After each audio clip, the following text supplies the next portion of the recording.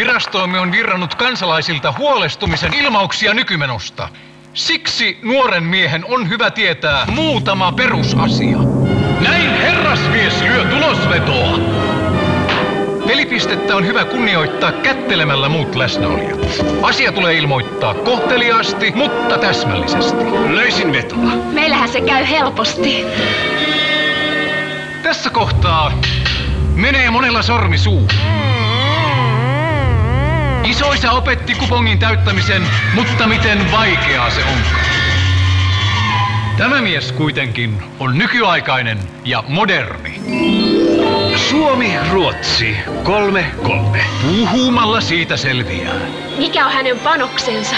2 eurolla. Hän onkin varakas herra.